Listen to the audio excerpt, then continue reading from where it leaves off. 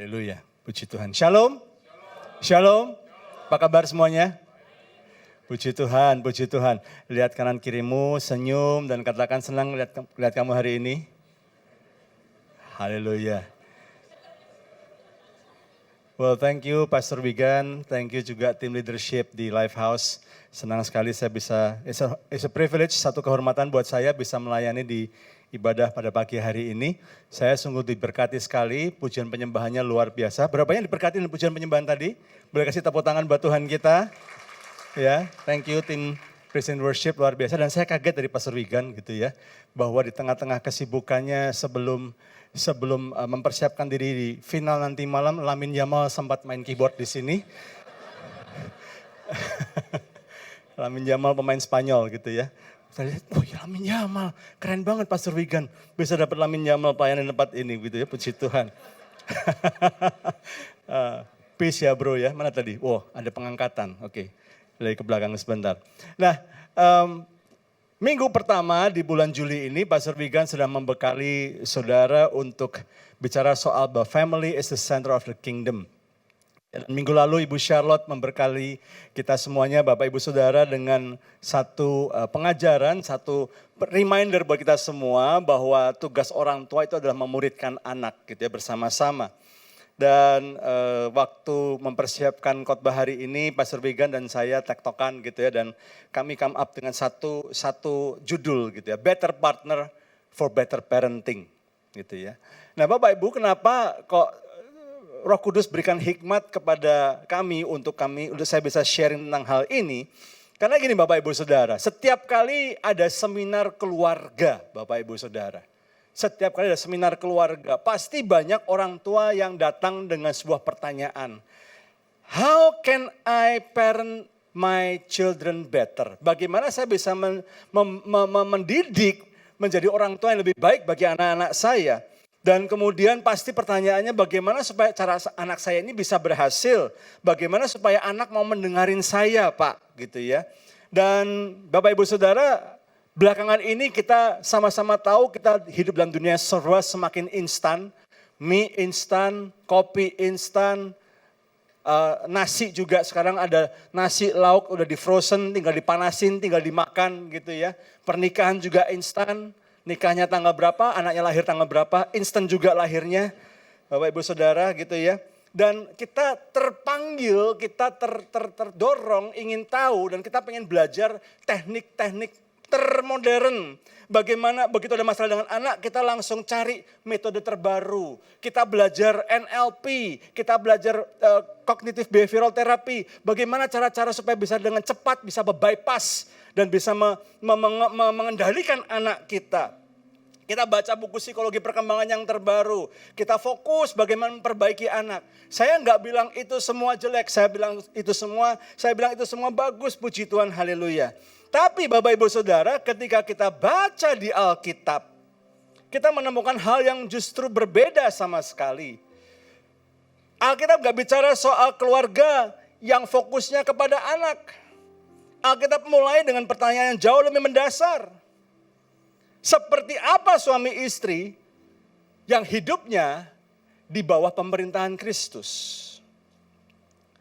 Kita fokus cari bagaimana cara mengasuh anak dengan yang paling efisien, paling efektif, yang caranya paling cepat, paling tepat.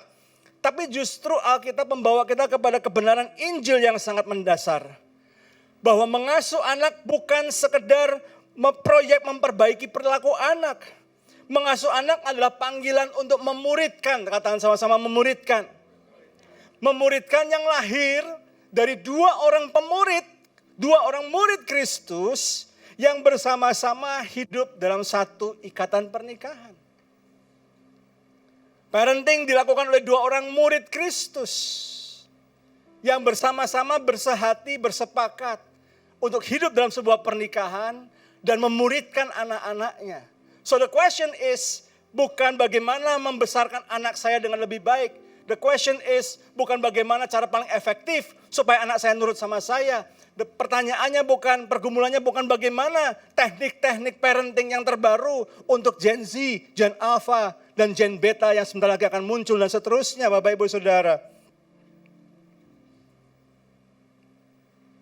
Hari ini saya mengajak Bapak Ibu Saudara melihat di dalam kitab Efesus pasal yang ke-5 dan ke-6. Bagaimana Rasul Paulus menuliskan sebuah urutan yang sangat jelas. Dan ini sebuah pola, katakan sama-sama pola. The kingdom pattern. Pola kerajaan surga. Bagaimana sebuah relasi di dalam sebuah keluarga. Dan ini dimulai bukan langsung hubungan suami istri, bukan. Bukan langsung ngomong soal orang tua anak, bukan itu. Relasi yang pertama kali dibahas adalah relasi dengan Kristus lebih dulu. Baru setelah itu bicara soal pernikahan. Baru setelah itu bicara soal keluarga. Lalu masuk ke cara mengasuh anak. Ini bukan urutan kebetulan.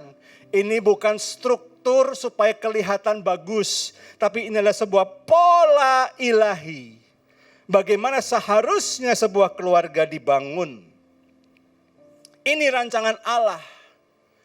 Dengan kata lain saya mau ngomong gini Bapak Ibu Saudara.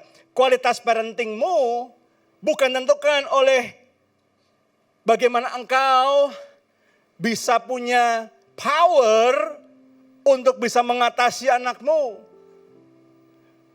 Parenting bukan dimulai dengan bagaimana engkau bisa punya knowledge, punya pengetahuan.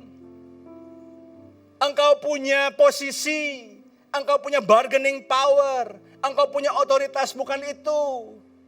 Parenting dimulai,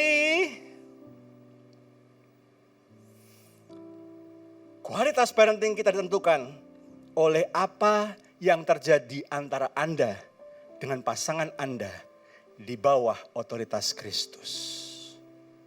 That's the starting point Bapak Ibu Saudara. Karena itu saya ngomong, if you want to become a better parent, start with become a better partner first for your spouse. Karena kalau ini gak diberesin lebih dulu, sulit untuk bisa becoming a better parent. Berkali-kali saya ditanya di berbagai gereja, di berbagai sekolah, Pak kalau bikin seminar keluarga itu yang mesti diberesin dulu, parentingnya dulu atau pernikahannya dulu Pak. Saya bilang, kita gak bisa jadi better parent tanpa better partner. Karena itu patternnya dari kingdom. Di bawah otoritas Kristus dulu, relasi dengan Kristus dulu. Baru setelah itu hubungan suami istri, pernikahan. Baru setelah itu masuk dalam keluarga, fokus kepada parenting. That's the pattern. Anda lihat itu. Anda lihat di Efesus, Anda lihat di Kolose. Specifically, khususnya dengan sangat jelas terlihat di Efesus. Nah menarik di sini Bapak Ibu Saudara, kalau kita memahami Efesus 5 dan Efesus 6, saya nggak akan ajak kita baca, Bapak Ibu Saudara bisa renungkan dan baca lagi nanti di rumah. Tapi saya ajak Bapak Ibu Saudara melihat kitab Efesus ini secara keseluruhan lebih dulu, supaya paham konteksnya. Waktu Paulus dengar kabar jemaat di Efesus ini hidup dalam kebingungan. Mereka percaya pada Kristus, mereka dengar pengajaran tentang Kristus. Tapi keluar dari ibadah, mereka ketemu dengan orang-orang Efesus yang gaya hidupnya mostly masih dipengaruhi oleh budaya Yunani dan Romawi. Dan mereka masih bingung, ada nyembah ini, nyembah itu. Konsep mereka tentang pernikahan juga masih blur gitu ya. Setahu saya dulu pernikahan kayak gini nih, suami begini, istri begini. Pokoknya suami yang berkuasa penuh, istri tinggal nurut aja. Itu kan orang-orang kayak gitu semua gitu ya. Bagaimana suami seorang pria berkuasa penuh dan punya otoritas penuh dan punya kuasa. Kalau istrinya macam-macam, istrinya berani berpendapat, istrinya berani bantah, langsung pecat, ganti yang lain. Atau kalau enggak dipertahankan tapi dianggurin. Terus punya serp yang lain. Kayak gitu Bapak Ibu Saudara. Sehingga mereka confused, mereka bingung. Karena itu Paulus dengan sengaja, katakan sama-sama dengan sengaja. Paulus itu luar biasa Bapak Ibu Saudara. Aduh saya perhatiin, I'm sure Pastor Wigan juga senang belajar gitu ya. Mulai dari kitab Roma, Korintus, Tesalonika. Paulus itu kalau ngajar Bapak Ibu Saudara, itu sangat structured. Karena Paulus sadar the root of the problem, akar masalahnya orang Efesus bukan cuma sekedar gak ngerti gimana hidup pernikahan suami istri, gimana orang tua anak, gimana orang antara majikan dan bawahan. Paulus tahu the root of the problem is mereka masih belum mengerti hidup dalam Kristus yang sesungguhnya. Karena itu the first three chapters, 3 pasal pertama, Paulus panjang, lebar, luas, dalam, terangkan identitas yang baru di dalam Kristus. Kamu tuh percaya sama Tuhan Yesus tuh maksudnya begini. Kamu mesti begini. Identitasmu sudah begini. Kamu bukan lagi orang hukuman, kamu orang merdeka. Kamu bukan lagi hidup dalam dosa, kamu udah hidup dalam kemerdekaan dalam Kristus. Dan segala macamnya. Setelah 3 pasal bicara soal doktrin yang begitu dalam, diperkuat lagi struktur fondasinya, baru Paulus pelan-pelan beralih kepada practicality. Setelah engkau ngerti posisimu yang benar di dalam Kristus, hidupmu memang di dunia, tapi kamu gak harus hidup menurut dunia. Kamu sudah ditebus oleh Kristus, kamu harus pakai caranya Kristus. Dan setelah itu Paulus mulai masuk, kamu mesti buang kepahitan, mesti buang amarah. Kamu jangan, kalau ngomong jangan ngomong yang jorok, jangan ngomong yang sia-sia. Kamu mesti kata-kata yang membangun. Baru kemudian titik kritikalnya Bapak Ibu Saudara, di Efesus pasal 5, saya kutip 2 kalimat yang menarik di sini. Di Efesus 5, 17b dan 18b. Firman Tuhan berkata demikian. Tapi usahakanlah supaya kamu mengerti kehendak Tuhan. Itu Efesus 5, 17b. Paulus punya komparasi yang sangat luar biasa Bapak Ibu Saudara. I don't have time untuk bahas ini. Nanti kita bisa jadi pelajaran Alkitab gitu ya. Dan kita bisa selesai ibadah sore gitu ya. Tapi saya mau ngerti, Paulus itu kasih komparasi yang sangat beras, sangat tegas sekali. Ini orang bijak, ini orang bebal. Ini orang pintar, ini orang bodoh. Kalau orang pintar, bukan orang yang IQ-nya tinggi, dia lulusan dari Harvard, lulusan dari Berkeley. Saya nggak bilang begitu. Orang pintar menurut firman Tuhan adalah orang yang mengerti kehendak Allah. Ngerti dulu kehendak Allah. Dan jangan jadi seperti orang yang mabuk. Orang bodoh tuh mabuk oleh anggur. Gak bisa kontrol perilakunya. Tapi dipenuhilah hidupmu dengan Roh Kudus. Efesus 5, 18b. Hendaklah kamu penuh dengan roh. Baru setelah itu Paulus giring jemaat di Efesus masuk dalam relasi suami istri, orang tua anak. For years, begitu bersama bertahun-tahun begitu banyak pembicara keluarga termasuk yang ngomong ini Bapak Ibu Saudara. Kalau khotbah keluarga, kalau seminar keluarga langsung loncat Efesus 5:22 dan seterusnya. Sehingga setiap kali jemaat Tuhan mendengar khotbah seperti ini, firman seperti ini, seminar seperti ini, rasanya pulang dengan beban berat. PR besar. Waduh, mesti tunduk sama suami, ntar dulu. Pastor Wigan ngomong enak banget. You don't know my husband. Pastor Wigan nggak tahu keluarga saya, istri saya, suami saya seperti apa. Hari Minggu haleluya, jadi asyir haleluya, shalom. Di rumah itu tangan yang sama buat salaman jemaat itu buat nampar saya. Itu buat mukulin saya. Itu mulut yang kalau hari Minggu bilang shalom, puji Tuhan, haleluya, Tuhan berkati. The same mouth, mulut yang sama. Gak usah nunggu hari Senin, Pastor. Kadang-kadang begitu keluar dari 4 tembok gereja ini, baru sampai di bawah, baru sampai di Starbucks. By the way, saya cuma mention, bukan berarti saya merekomendasikan ya. Saya cuma mencoba untuk relevan aja, gitu ya. Tiba-tiba keluar mulut yang sama, keluar kata-kata, lu gitu aja gak bisa sih, becus lu jadi bini. Aduh, gimana sih kok berantakan, kok pecah, jatuh. Sloppy banget kamu jadi anak deh. Bikin malu aja kamu tuh. The same mouth, mulut yang sama. Padahal perintahnya Bapak Ibu Saudara bukan kunci perintahnya bukan di situ. Bukan di 5:22 sampai 6:4. Kunci perintahnya di 5:17b dan 5:18b ini Bapak Ibu Saudara. Untuk engkau bisa mengasihi suamimu meskipun suamimu, ya begitulah. Untuk engkau bisa mengasihi istrimu meskipun istrimu, ya gitu itu Pak. Dan bagaimana engkau bisa tetap mengasihi anakmu meskipun anakmu kadang-kadang suka berontak, suka sok tahu. Ngomong sama anak zaman sekarang Pastor, saya ngomong 1000 dia balas 100.000. Ngelebihin istri saya. Dia lebih masa pinter. Dia ngobrolnya bukan ngobrol sama manusia, ngobrol sama ChatGPT. Dia punya tim penasehat. Anggotanya ChatGPT, Gemini dan Cloud. Kadang-kadang juga masuk kimi dan dipsik. Gitu ya. Wah, langsung merasa pintar tahu semuanya. The essential ada di 2 ayat ini. Semua nasihat sesudah ayat ini. Tentang istri, tentang suami, tentang anak, tentang orang tua. Ini bukan aturan moral yang harus kita patuhi, yang bikin kita sampai termehek-mehek. Susah banget melakukannya. Sampai kita nangis-nangis. Sampai kita kalau gagal kita merasa, aduh aku tuh gak Kristen ya. Aku tuh gagal. Because you try to do it with your own strength. Engkau lupa. Sebelum engkau melakukan itu semuanya, sebelum Anda belajar tentang bagaimana berkomunikasi, teknik NLP dan semuanya, you have to understand what's the God's will, apa kehendak Allah lebih dulu dalam hidupmu. Dan engkau harus hidupi kehendak Allah itu. Kalau enggak, kau enggak akan ngerti kenapa kok aturannya kayak gini ya. Ini Alkitab udah kuno ini. Enggak relevan dengan kondisi sekarang. Hey, strukturnya Tuhan yang tetapkan. Kalau setiap hari Minggu Anda dimotivasi dengan man's kingdom, God's kingdom, and you have to understand, Anda harus mengerti,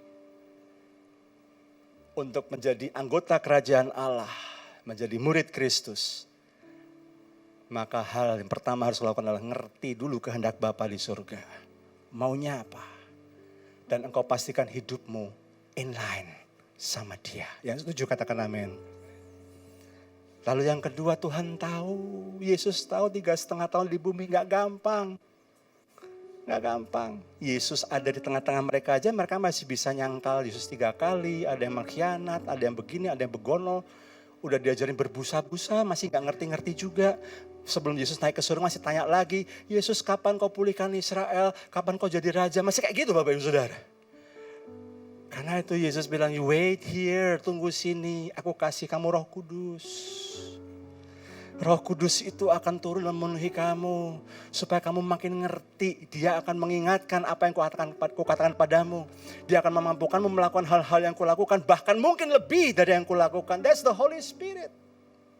Karena Yesus tahu daging kita ini sudah rusak oleh dosa sehingga kita ini lemah. Dan gak mungkin dengan kekuatan sendiri kita ngikutin standarnya Tuhan. Yang begitu luar biasa. That's why we have the Holy Spirit. That's why untuk bisa sampai ke sana dihapus dulu hutang dosanya dengan darah Yesus. Cukup dengan faith.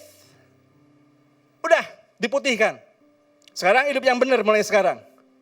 Know God's will, filled with the Holy Spirit. Ngerti kehendak Tuhan, hidup dipenuhi dan dipimpin Roh Kudus. Jadi Bapak Ibu Saudara, mengasuh anak bukan soal metode kecerdasan psikologis manusia. Tapi untuk mendidik anak perlu orang tua, sepasang murid Kristus yang ngerti kehendak Bapa. Dan hidupnya dipenuhi dipimpin Roh Kudus. Yang setuju katakan amin. Ada 3 kebenaran besar yang saya mau sampaikan pada pagi hari ini. Yang pertama, better parenting starts from better submission to Christ. Pak, Bu, seringkali kita punya konsep yang harus tunduk itu istri. Kita lupa yang harus tunduk itu dua-duanya. Sebelum Paulus ngomong istri tunduk sama suamimu, sebelum Paulus ngomong hei suami kasih istrimu, Paulus kasih satu fondasi yang sangat mendasar, sangat penting meskipun ayatnya pendek. Dan rendahkanlah dirimu seorang kepada yang lain di dalam takut akan Kristus. Karena kalau kau gak rendahkan dirimu dalam takut akan Kristus, kau gak akan pernah ngerti kehendak Tuhan. Dan kalau kau tidak pernah rendahkan dirimu dalam takut akan Kristus, maka kau akan sulit untuk dipenuhi Roh Kudus. Karena dagingmu terus yang akan menang terus. Dagingmu terus yang kau puaskan.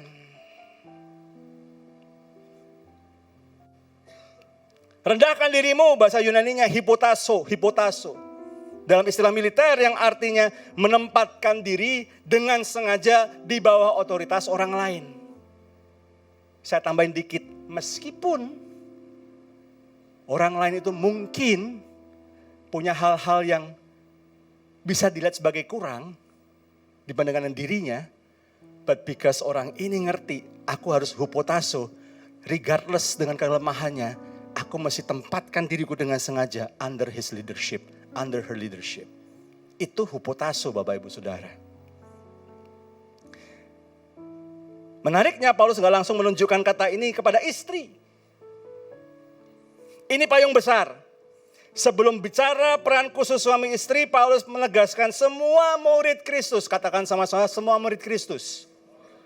Semua murid Kristus. Bisik-bisik ke sebelahmu bilang, that means us. Itu artinya kita loh. Kita berdua. Suami istri datang sebelahan bilang, kita berdua. Tos dulu kalau perlu. Suami istri. Tos. Silakan. Kalau sebelahmu suami atau istrimu ya. Kalau suami istri orang lain jangan. Ya. Paulus menegaskan setiap murid Kristus harus punya hati yang siap untuk tunduk dan mengutamakan orang lain. Di dalam takut akan Kristus. Because we love Christ and we respect Christ. Kita mengasihi Kristus dan kita menghormati Kristus.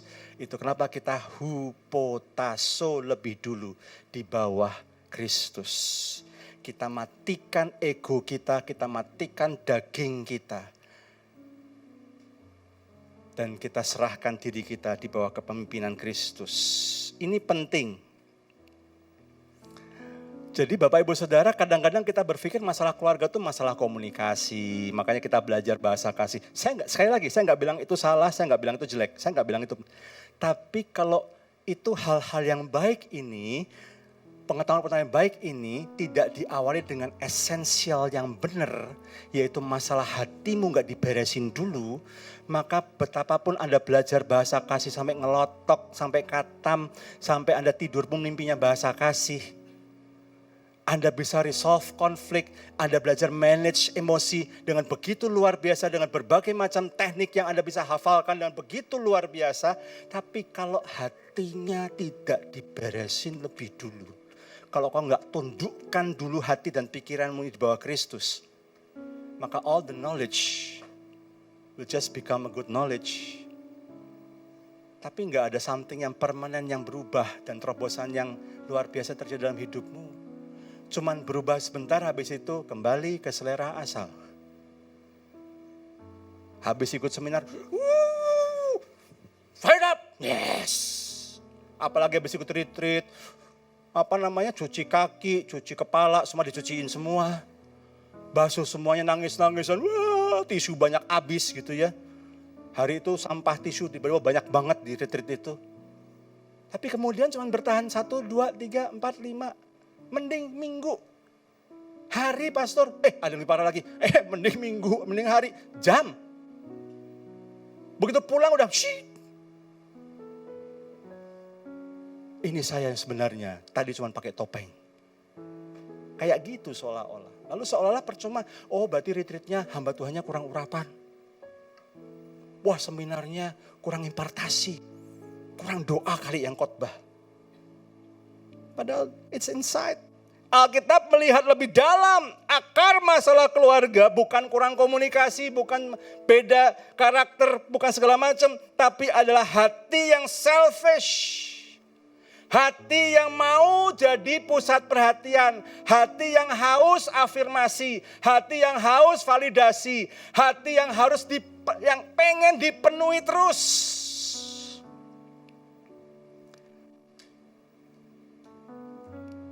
Jadi masalah terbesar dalam mengasuh anak bukan pada karakter anakmu yang keras kepala.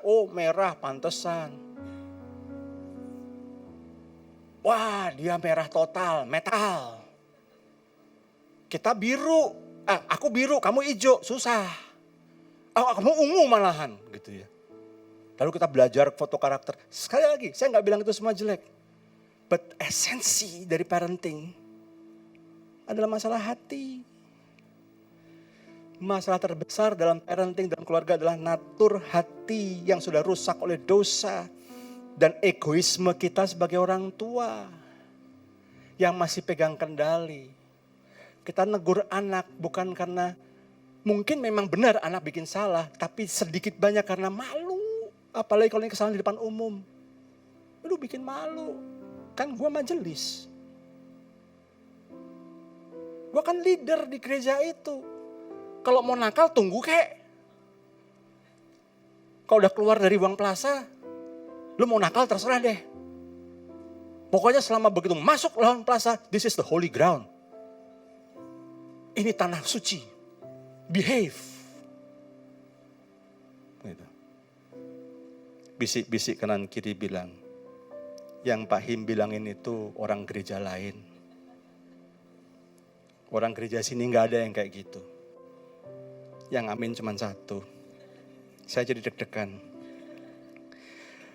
Ketika dua orang egois menikah dan punya anak, rumah tangga bisa berubah jadi arena pertarungan.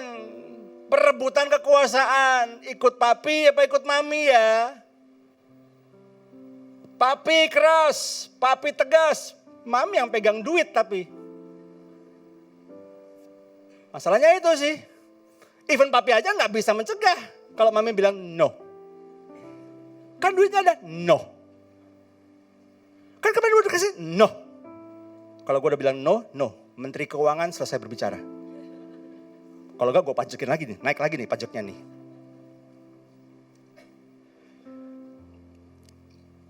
Disinilah Injil masuk dan harus mengubah lebih dulu hati kita dan arah hati kita. Yang setuju katakan amin. Sebelum kita dipulihkan, kita tundukkan hati kita di bawah Kristus, dipulihkan oleh Injil. Kita ngomongnya gini hati kita. Aku pengen ambisiku, agendaku dan kenyamananku, itu pasanganku dan anak-anakku yang memenuhi. That's why banyak orang gak happy, kenapa? Saya punya ekspektasi pastor. Kalau saya nikah itu ya dia bisa bikin saya happy, dia ngertiin saya. Saya cuma lihat aja, dia langsung tahu saya maunya apa. Dahsyat. Pak, Bu, jujur, boleh jujur gak? Ini ada istrinya, istri saya nih. Ini istri saya by the way. Saya udah nikah 28 tahun. 28 tahun, 9 bulan, 19 hari. Saya salah nyebut angka, ntar malam tidur sendirian saya. Nah, bercanda, gitu ya. 28 tahun lebih Bapak Ibu Saudara. Kadang-kadang dia ngeliat saya pun saya bingung. Lu maunya apa sih? Ya.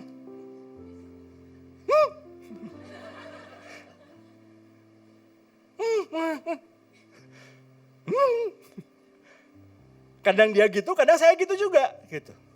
Honestly. Gitu ya. Masih suka salah tafsir. Saya gak tahu. Tafsir ilmu apa lagi? Pakai ilmu tafsir apa lagi nih? Hermeneutika, homiletika apa lagi nih? Gak ngerti gitu ya. Kadang masih bisa salah nangkep gitu. 28 tahun plus Bapak Ibu Saudara. Karena itu pengennya gitu. Lupa bahwa yang bisa memenuhi keinginanmu sepenuhnya cuma Tuhan yang perfect. Halo. Setiap dari kita, seorang teolog Timothy Keller berkata begini. Every each one of us, dan setiap dari kita itu punya God-sized hole. Lubang yang seukuran Tuhan, yang cuman Tuhan yang bisa penuhin itu. Engkau mau pasangan, engkau mau pacarmu, engkau siapa, gak bisa. Karena cuman Tuhan yang fit. Ini yang terjadi pada si perempuan Samaria sampai kawin 5 kali. Dia pikir dengan dia kawin dia bisa whole, dia bisa sempurna, hidupnya penuh lagi. Absolutely not. 5 kali flang. Habis itu dia gave up. She gave up on marriage, dia gak mau lagi nikah. Dia kumpul sama kebo aja. 7-Eleven. Sampai dia sadar dia salah, dia pendosa. Makanya dia gak berani keluar ngambil air di sumur pagi-pagi. Dia tunggu siang-siang terik. Udah sepi sumurnya baru dia keluar. Yesus tahu persis. Orang yang hatinya sudah dipulihkan oleh Injil, sudah ditundukkan kepada Kristus, isi hatinya kira-kira kalau dikasih mic ngomongnya begini. Aku di sini untuk melayani, untuk berkorban, dan menundukkan egoku, kesombonganku, ambisiku, demi keluargaku. Bukan cuma harmonis, tapi bertumbuh secara rohani. Dan aku ingin melayani mereka seperti Kristus sudah melayani aku. Itu hati yang sudah diubahkan oleh Injil, Bapak Ibu Saudara. Sikap ini muncul dari rasa takut akan Kristus. Bukan cuman gentar, tapi kagum dengan kasih Kristus yang sudah menebus kita dengan begitu luar biasa. Yang setuju katakan amin.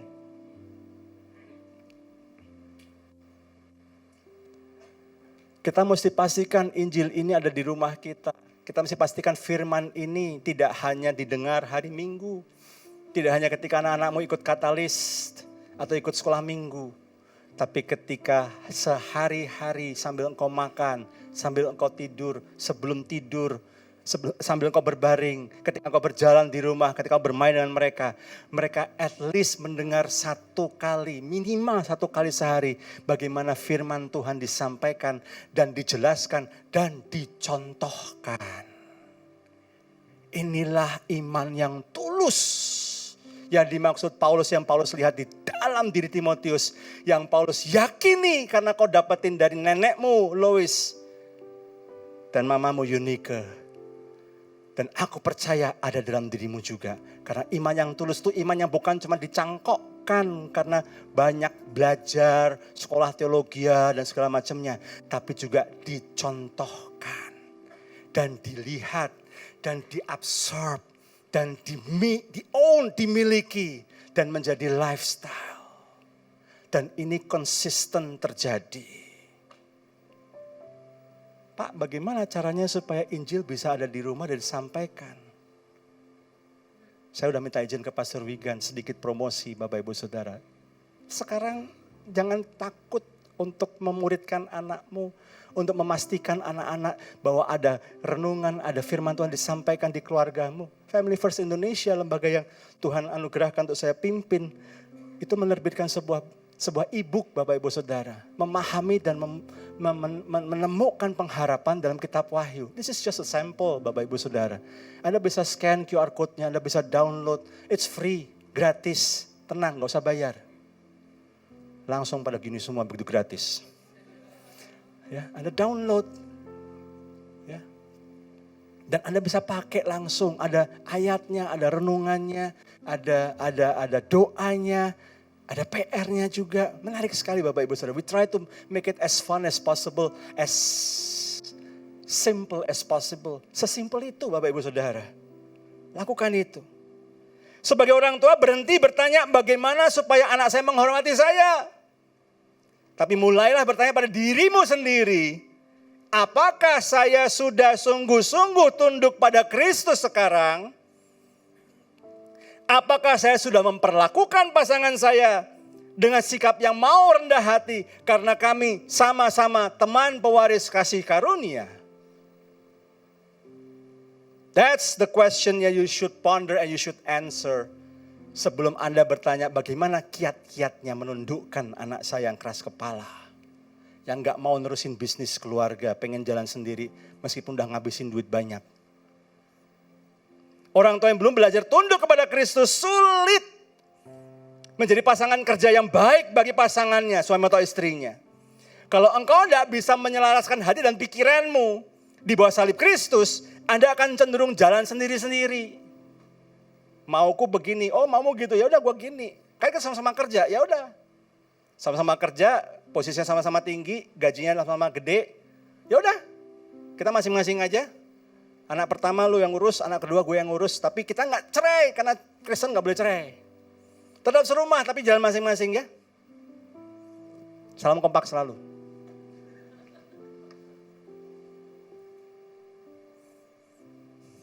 Ini banyak silent divorce, banyak di sekeliling kita. Anak bisa dijadikan bahan kesempatan untuk cari alignment, cari sekutu. Kamu menurut papa, menurut mama? Menurut papa, yaudah minta uang sama papa sana. Ya udah, sana. Akhirnya anak jadi ajang rebutan, punya pengaruh untuk melawan pasangan. Pak, Bu, itu malah ngelukain anakmu sendiri. Gak ada anak yang suka disuruh milih ikut papa atau ikut mama. Gak ada anak yang suka. Dan mereka sakit, mereka terluka. Apalagi ketika mereka main ke rumah teman-temannya. Kadang-kadang orang tuanya juga berantem di sana, tapi kok gak cerai? Why should you divorce? For God's sake. Kenapa? Gak mikirin saya nih. Bingung loh, saya harus milih loh, ikut yang mana. I love you both, saya mengasihi kalian berdua. Jadi Bapak Ibu Saudara, tundukkan dulu hatimu di bawah Kristus. Yang setuju katakan amin. Sebelum bicara belajar ini segala macam pengetahuan how to parent the Gen Z, Gen Alpha dan seterusnya. Beresin dulu hatimu. Sudahkah hati dan pikiran saya tegak lurus dengan Tuhan? Sudahkah saya ngerti kehendaknya Tuhan? Dan sudahkah saya berikan hidup saya bukan cuma dipenuhi tapi dipimpin Roh Kudus? Yang kedua, better parenting requires better partnership. Sebelum masuk ke bagian khusus soal anak di pasal 6, 12 ayat Bapak Ibu dipakai Paulus untuk ngomong di pasal 5 tentang relasi suami istri. Masa sih Pak? Hitung sendiri. Kalau ya beda-beda dikit, beda tipis, istilah 13, 11 masih oke lah ya. Tapi saya hitung 12. Kenapa? Karena Tuhan tahu persis, Allah tahu prinsip ini. Kualitas Anda mengasuh anakmu, kualitas engkau mengasuh anakmu sangat dipengaruhi kualitas relasimu sebagai partner, mitra, pewaris kasih karunia. Karena pernikahanmu adalah tanah, tempat benih jiwa anakmu ditanamkan di situ. Tuhan taruh, Tuhan percayakan engkau 1 anak, 2 anak, 3 anak. Puji Tuhan, haleluya. 2 minggu lalu kami liburan mampir ke Jogja, visit keluarga besar dari istri, ngumpul semua. Adik ipar yang paling kecil, anaknya 5. Memang diberkati Tuhan luar biasa sih, tapi 5, it's too much. Anyway. Tapi mereka baik, luar biasa. Yang dilakukan adalah, yang kami cermati adalah, mereka bukan belajar sibuk cari how to become better parents, belajar teknik-teknik parenting. Yang mereka benahi adalah relasinya mereka. Diberesin relasinya. Trust-nya mulai muncul, saling kuat, saling menghargai, saling ngerti satu sama lain. Gak ada yang iri-irian, gak ada yang ini. Ada apa-apa dikerjain sama-sama. Kompak. Karena partnership-nya kompak. Apa aja yang mereka lakukan bisa jalan. Ada masalah sebesar apapun, gak jadi masalah. Karena I have my partner with me and I have the Lord with me. Saya punya partner saya bersama-sama dengan saya. Bukan merongrong saya tapi menolong saya. Dan saya punya Tuhan yang menyertai saya. I'm okay. Ada masalah, bring it on. Saya punya Tuhan dan saya punya pasangan yang mendukung saya. Dan di sisi yang lain kami perhatikan orang-orang yang bergumul dengan penyakitnya sendirian. Karena istrinya atau suaminya kurang mendukung, kurang menolong. Karena merasa gak disupport. Berat, lelah, capek.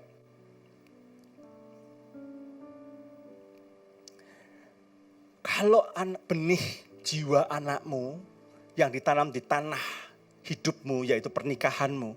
Kalau tanahnya beracun, tanamannya gak bisa tumbuh. Halo? Betul? Kalau relasi sama istrimu, suami istrimu gak bisa benar. Banyak racunnya, banyak durinya, banyak ranjaunya. You can imagine yourself, Anda bisa bayangkan anakmu bisa terlukai di sana. Ada 2 hal penting yang saling connected dan saling mengunci satu sama lain. Yang pertama, istri menghormati kepemimpinan suami. Ayat 22-24, istri dipanggil untuk tunduk dan menghormati suami seperti kepada Tuhan.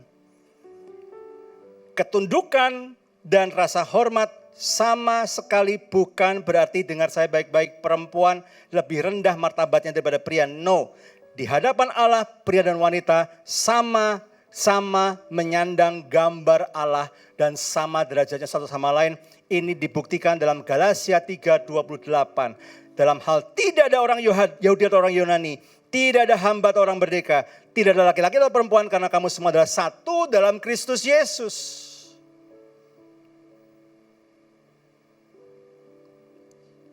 Hormat dan tunduk ini fungsi, katakan sama-sama fungsi. Dan ketaatan pada rancangan Allah. God designed it that way.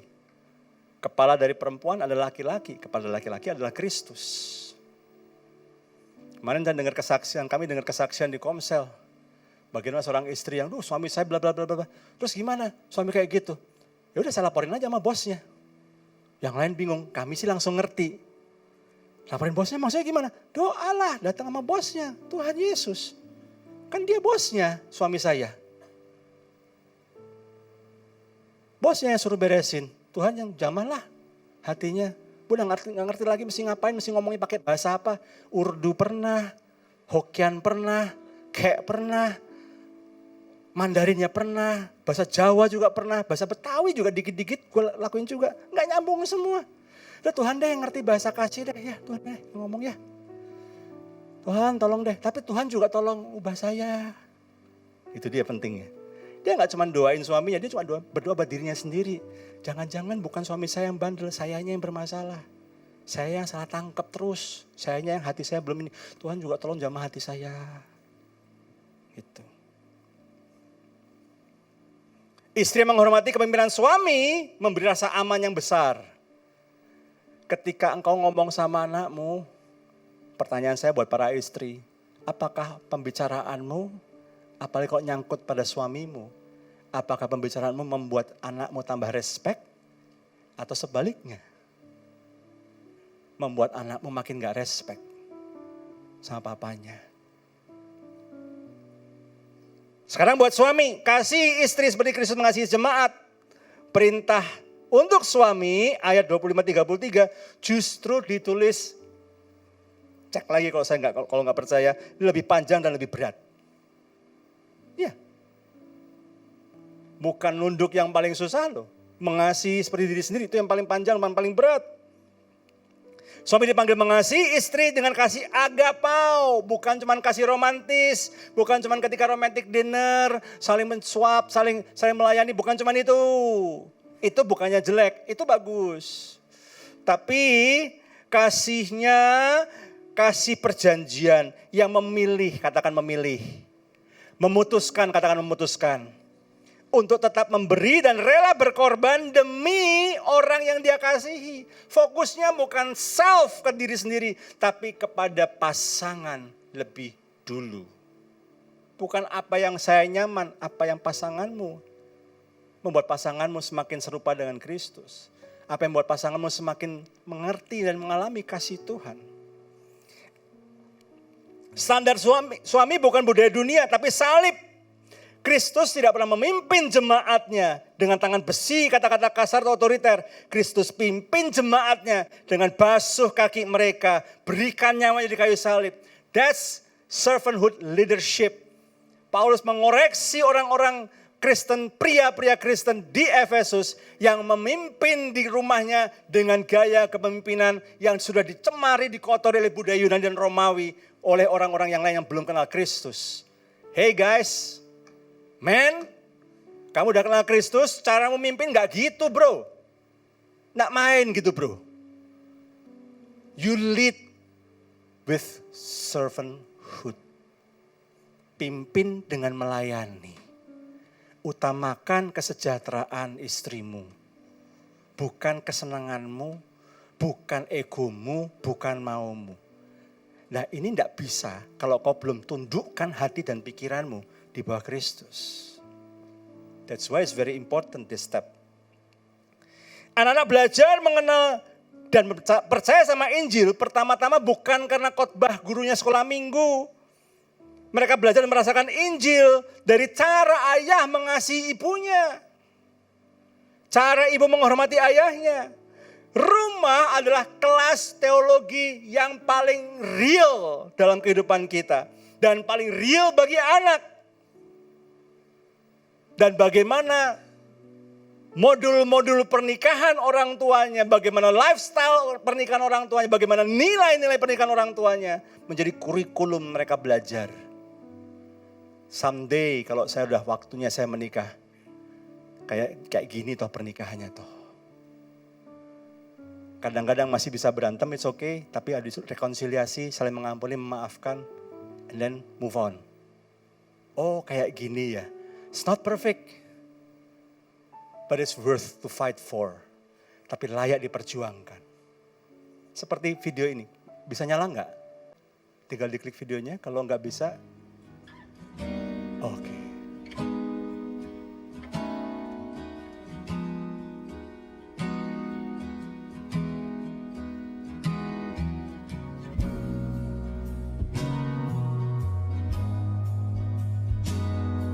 Anaknya ngeliat bagaimana papanya treat mamanya.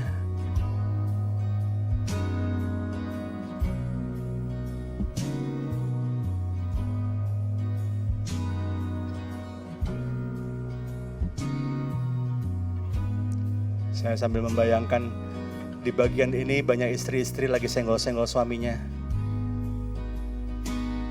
Di tengah-tengah kegelapan ini. Lihat anaknya.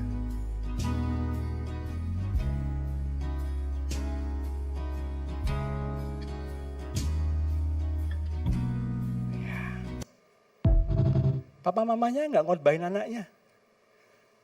Anaknya just simply meniru apa yang papanya lakukan, treat mamanya. Dan dia tiru.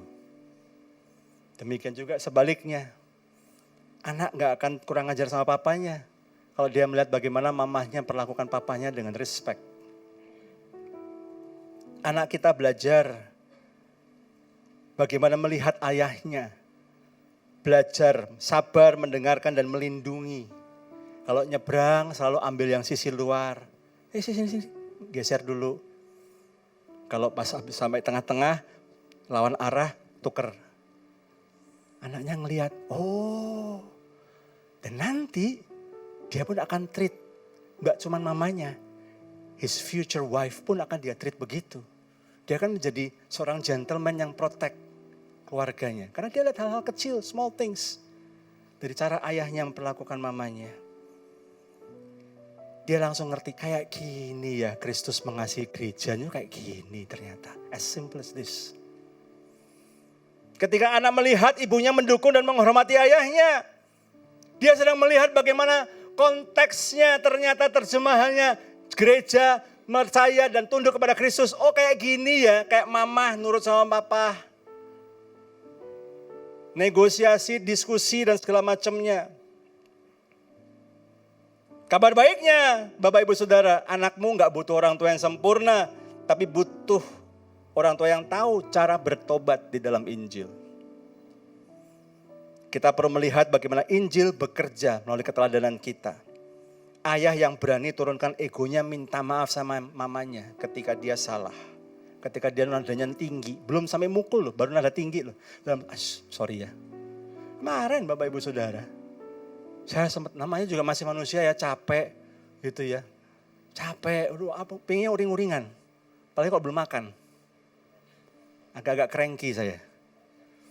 Istri saya gak ngomel, gak apa, cuma nanya doang. Tumben nih kamu, dari tadi kok nadanya kok oktavnya agak-agak tinggi nih. Saya langsung dek, oh iya. Saya diam bentar, terus kemudian saya duduk di sebelahnya, saya lus-lus. Sorry ya. Rasanya capek banget tadi. Sorry ya, tapi itu tidak jadi alasan untuk saya ngomong kayak gitu dan nada kayak gitu sama kamu. Sorry ya. It's okay. Udah biasa 28 tahun lebih. Ya I'll change. Mereka perlu melihat bagaimana ibu dengan tulus mengampuni ayahnya dan gak ngungkit-ngungkit lagi. Saya gak ngerti ya, kadang-kadang suka ada ibu-ibu yang bisa ingat tuh suami, itu Pak kejadian tahun 2019. Bulan Januari tanggal 3, gue ingat bener jam sekian, jam 7 malam, dikit lah. Waktu itu dia pakai baju, luar biasa ini. Gitu ya, photographic memory. Saya sampai bingung, dengerin ibu yang kayak gini, istri kayak gini ya. Saya bingung dengerin dia. Itu dalam otaknya ada external hard disk berapa tera itu ya. Gitu. Yuk, jangan diungkit-ungkit lagi. Ayah luangkan waktu untuk menolong ibu, ngeladenin ibu. Meskipun kamu capek, ibu tetap hargai usaha ayah. Mereka perlu yang gini-gini Bapak Ibu. Supaya mereka tahu, mereka belajar tentang anugerah, tentang pengampunan, dan pemulihan relasi. Yang setuju katakan amin. Yang ketiga, yang terakhir. Have a better partnership for better parenting. Baru setelah ngomong soal suami istri, diletakkan di bawah salib, relasi suami istri, baru di pasal 6, Paulus ngomong soal parenting Bapak Ibu. Ayat 1-3, Paulus menyapa anak-anak lebih dulu. Mereka bagian penting Bapak Ibu Saudara. Tapi perhatikan ini ayat 4, Paulus kasih instruksi pada orang tua. Dan kamu bapak-bapak jangan bangkitkan amarah dalam hati anak-anakmu. Tapi didiklah mereka dalam ajaran dan nasihat Tuhan. Izin, maaf saya tahu waktu saya sudah habis. Sebelum box di bawah saya ini terbuka pintunya. Mungkin ada jebakan di sini buat yang pengkhotbah kelamaan gitu. Kelamaan ini. Efesus 6, 1-4 itu krusial sekali untuk Anda mengerti, memahami konteksnya dengan benar. Banyak orang tua nyomot Efesus 1-3 untuk membuli, untuk mengintimidasi, untuk memanipulasi anaknya. Kamu tidak taat sama orang tua, kamu kurang ajar sama orang tua, umurmu pendek di bumi ini. Kamu gak diberkati. Setelah ayatnya keluar baru kemudian, Mama mau jalan-jalan ke Cungkuak, mana uang sakunya? Rumah papa mama ini udah mulai bocor-bocor. Kamu udah kerja, ayo dong bayarin dong, bantu bayar dong. Ingat ya, kalau kamu gak taat sama orang tua, hidupmu gak diberkati. Pak, Bu, izin. Kalau kau ingin anakmu hidupnya panjang, kalau kau ingin anakmu diberkati, bukan cuma secara financial, tapi juga keseluruhnya, berkat yang wholeness. Kalau kau ingin hidup anak-anakmu berbahagia di bumi ini, maka jangan bangkitkan amarah dalam hati anak-anakmu. Supaya hatinya gak pahit. Kalau kau sayang sama anakmu, kau gak mau hidupnya mereka menderita, kau gak mau hidup mereka gak diberkati, kau gak mau hidup mereka pendek. Jangan bangkitkan amarah dalam hati mereka. Didik mereka dalam ajaran nasihat Tuhan. Ada dua hal penting di sini. Arah yang seimbang sama pentingnya. Ada larangan, yaitu jangan bangkitkan amarah. Parogizo. Jangan terus-menerus pancing kemarahan anakmu. Atau sampai bikin anakmu pahit. Wah, berarti gak boleh disiplin anak dong Pak. Boleh disiplin. Tapi apakah disiplin yang sampai menimbulkan luka batin berkepanjangan. Atau disiplin yang mungkin marah, sakit di situ. Tapi sudah jelaskan, jadi ngerti, dan kemudian malah bisa appreciate, dan kemudian bisa thankful, dan kemudian ada pertobatan. Itu disiplin seperti itu yang dibutuhkan. Halo?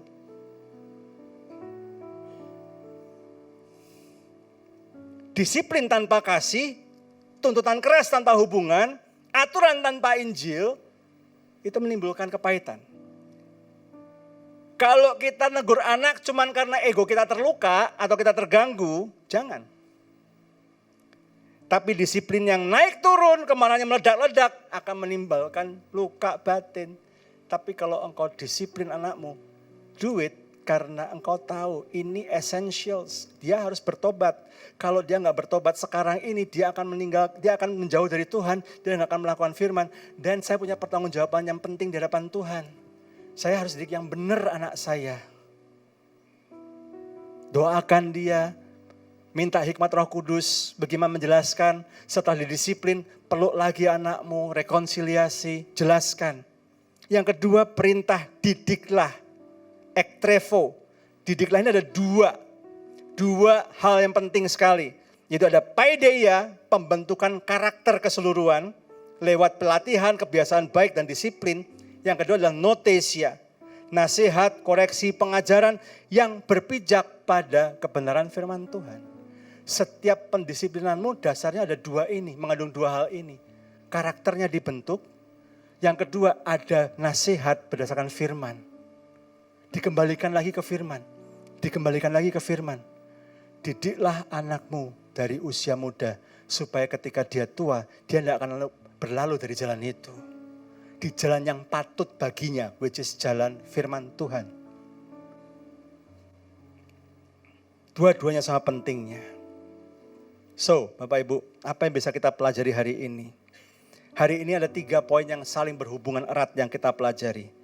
Kalau suami istri enggak hidup selaras di bawah Kristus, mereka akan terjebak pada pola asuh yang rusak. Ketika suami istri sering berkonflik tanpa penyelesaian dalam Injil, mereka akan melampiaskan stres pernikahan kepada anak, sehingga anak akhirnya bertumbuh dengan sebuah kepahitan dan sumpah batin. Gua gak akan kawin, kalau gua akan nikah, kalau nikahnya cuma kayak gini doang. No. Anak ini jadi korban konflik. Sebaliknya ketika suami istri berjalan di bawah salib Kristus, rumah berubah jadi tempat yang penuh dengan hadirat Tuhan, suasana firman Tuhan, anak bertumbuh di ruangan yang aman, nyaman, kebenaran ditegakkan dengan kasih, ada koreksi, tapi juga ada anugerah pengampunan yang melimpah.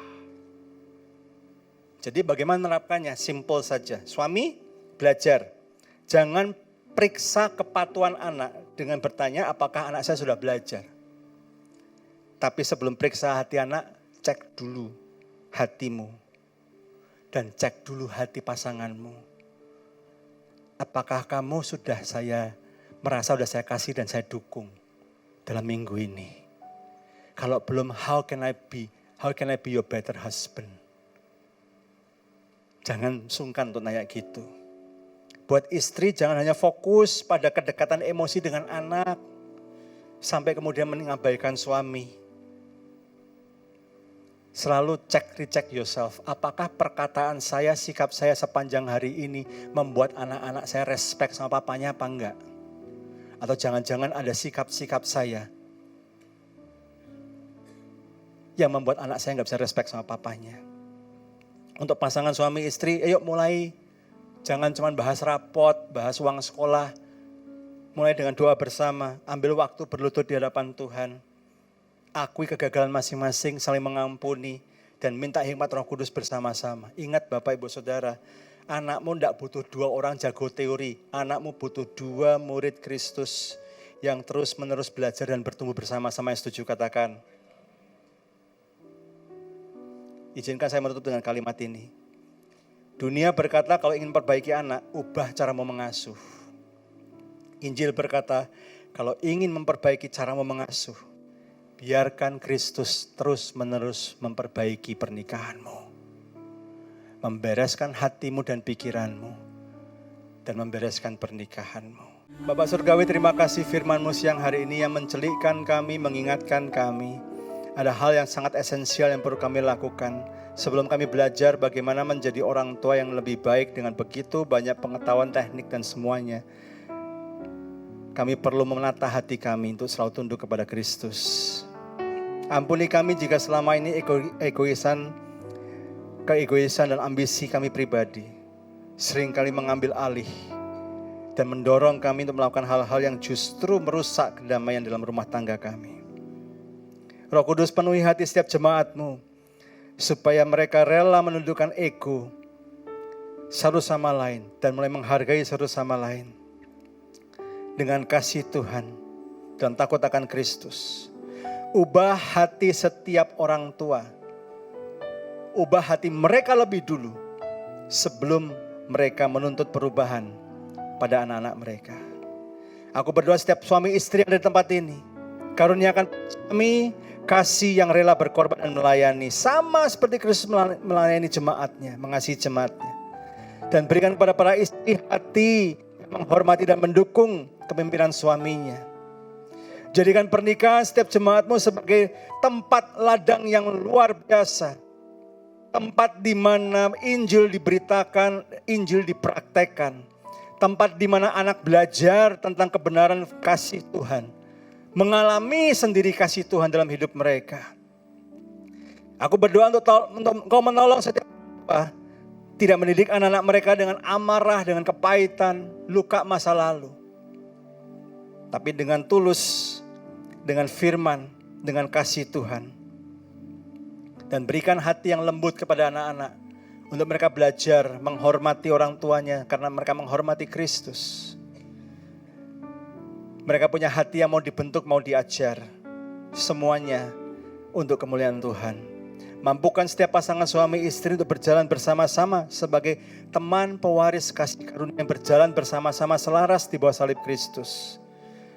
Demi mereka bisa memuridkan generasi-generasi di bawah mereka untuk kemuliaan Tuhan. Hamba selesai berkata-kata, Romo yang Kudus terus bekerja, sempurnakan belum sempurna, sampai setiap keluarga di tempat ini mengalami kesempurnaan pemulihan di dalam Tuhan. Dalam nama Yesus kami berdoa bersyukur, yang diberkati sama-sama katakan, amin.